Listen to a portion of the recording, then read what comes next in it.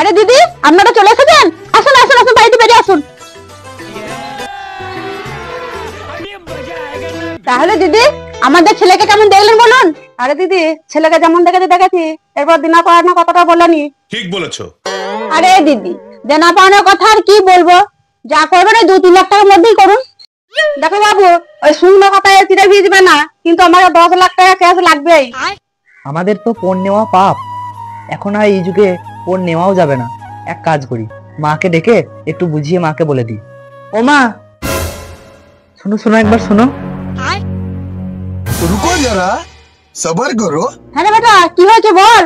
ও মা, তোমরা ওখানে সবাই মিলে কি টাকা পয়সা দেনা দেনি কি কথা বলছিলে গো? আরে বাবা, তোর বিয়ের আগে দেনা পাওনার কথাটা আগে আলোচনা করে নেওয়া হচ্ছিল।